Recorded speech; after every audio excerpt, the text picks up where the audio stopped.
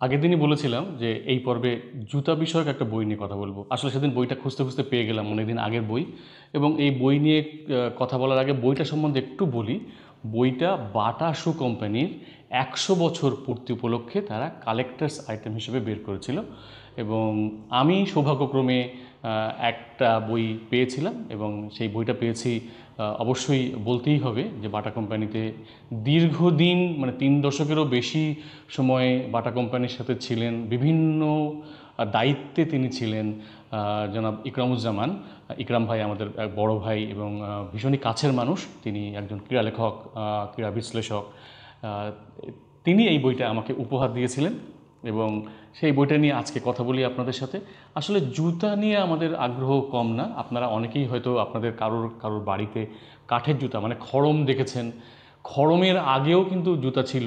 এবং কিছুদিন আগে, মানে কয়েক বছর আগে একটা আবিষ্কার, মানে এই আবিষ্কারটা আসলে কি বলবো, মানে পৃথিবীর জুতা সম্বন্ধে যে ধারণা সেটাকে পাল্টে দেয়। সেটা হচ্ছে যে এটা 1991 সালের ঘটনা। ইটালি অস্ট্রিয়া বর্ডারে বরফের নিচে, মানে গ্লেসিয়ারের নিচে একজনের মৃতদেহ পাওয়া যায়। 5,000 বছরের পুরানো মৃতদেহ, কিন্তু একেবারে অবিকল অবস্থায় ছিল। তার নাম দেয়া হয়েছে ওটজি। তিনি একজন আইসম্যান এবং তার পায়ে জুতা ছিল। আসলে যে জুতা ছিল চামড়ায় মোড়ানো, মানে পাটা চামড়ায় মোড়ানো। অতএব জুতার একটা ধারণা আমরা সেখানে পাচ্ছি। আবার আমরা যদি ইজিপশিয়ান সিভিলাইজেশনের দিকে তাকাই, সেখানেও আমরা দেখছি যে 1390 থেকে 1352 খ্রিস্টপূর্বাব্দে তারা সেখানে প্যাপিরাস, ঘাস, তারপরে এই স্ট্র ইত্যাদি দিয়ে জুতা তৈরি করেছে এবং বিউটিফুল জুতা, সেটা স্যান্ডেল। এবং সেই স্যান্ডেল পরার একটা মানে রেওয়াজ তখন ছিল। এবং জুতা নিয়ে কথা বলতে বসলে আমার কেন জানি না রবীন্দ্রনাথের জুতা আবিষ্কারের কথা মনে পড়ে, মানে ওই কবিতাটার কথা মনে পড়ে। অসাধারণ একটা কবিতা। এবং সেখানে কিন্তু চমৎকারভাবে জুতা আবিষ্কার কিভাবে হয়েছে সেটা তিনি তুলে ধরেছেন। এই বইটা আমার হাতে এসেছিল 2011 সালে। বুঝতেই পারছেন যে এই বইটা আসলেই অ্যান্টিক এবং আমি সযত্নে রেখে দিয়েছি। এবং কালকে আমি এটা বের করে এটা পড়ছিলাম রাত। পুরনো যে ঘটনাগুলো আমি জানতাম বা এই বই পড়ে জেনেছিলাম, সেগুলো আরও একবার আমার মনে হয়ে গেল আর কি। এবং অসাধারণ ছবি আছে, যেটাকে বলে একেবারে ছবিময় একটা বই। সেখানে লেখা এবং ছবির সামঞ্জস্য চমৎকারভাবে আছে। সেখানে দুর্দান্ত গ্রাফিক ডিজাইন। এবং এই বইটাতে অনেকগুলো পর্ব আছে। সেই বইগুলোর পর্বগুলো যদি একটু আপনাদের সাথে শেয়ার করি, মানে কন্টেন্টসে কী কী আছে। Why shoes, the ancients, the universal sandal, the moccasin, protective boots, strictly indoors, wood for wear। এই উড ফর ওয়ারের কথা যখন বলছিলেন, মানে পড়ছিলাম, তখন আমার আবার মনে পড়ছিল যেটা আপনাদের সাথে বলছিলাম, যে খড়মের কথা। অনেকেই দেখেছেন খড়মের। আগে দাদুরা, আমি আমার দাদুকে খড়ম পড়তে দেখেছি, তো অনেকেই হয়তো দেখেছেন। What's their line, special purpose shoes, gotta dance, good sports, standing tall, a troop of toes, all dressed up, the look of legs। এটা কিন্তু একটা দারুণ বিষয়, লুক অফ লেগস, মানে আপনার পায়ের লুকটা কেমন হবে সেটাও কিন্তু জানার বিষয় আছে। এবং আপনি কী জুতো পরবেন, কেমন জুতো পরবেন, এবং সেটা আপনার সাথে যাচ্ছে কিনা, আপনার ব্যক্তিত্বের সাথে যাচ্ছে কিনা, সেটাও কিন্তু একটা বড় বিষয়। যেমন আরও আছে boots a la mode, by design, the junior set, rites of passage, status symbols, shoes with a story, shoes and religion, high and dry, the lotus foot, star dance, artworks, accessories, tools of the trade, footnotes।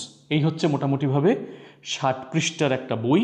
এবং বাংলাদেশে জুতার কথা বললে যেটা হয়, যে আমাদের black Bengal goat বলে এক ধরনের ছাগল হয় আমাদের কুষ্টিয়া বা ওই এলাকার যে চারণভূমিতে যে ঘাস হয়, সেই ঘাস খেয়ে তাদের চামড়া অদ্ভুত ধরনের একটা টেক্সচার হয়। এবং এই চামড়ার জন্য ইটালির যারা বুটিক ডিজাইনার বা বুটিক শু ডিজাইনার, তারা অপেক্ষায় থাকতেন যে কখন বাংলাদেশ থেকে বা এই বেঙ্গল থেকে ওই জুতা, মানে ওই চামড়া যাবে এবং তারা জুতা তৈরি করবেন সমাজের অভিজাত শ্রেণীর নারী এবং পুরুষদের জন্য। যদিও সেই এই ছাগলের চামড়ার যে বৈশিষ্ট্য বা এই যে আমাদের এখানে হয়, সেইটার সুযোগ আমরা আসলে নিতে পারি না। বাটার কথা যেহেতু বলছি, আর একটা তথ্য দিতে পারি।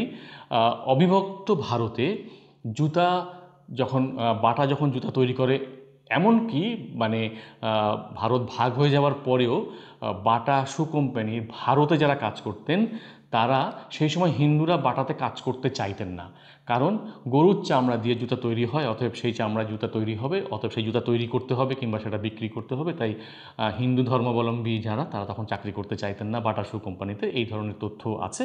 তবে জুতা নিয়ে এখানে অনেক মজার মজার তথ্য আছে, যে তথ্যগুলো আপাতত আমি পড়ার সুযোগটা পাচ্ছি, আপনারা হয়তো পাচ্ছেন না। তবে হ্যাঁ, অনেক অ্যান্টিক বুকশপ আছে, সেখানে হয়তো আপনারা খুঁজে দেখতে পারেন, কোনো না কোনোভাবে হয়তো এই বইটা আপনারা পেয়ে যেতে পারেন সেখানে।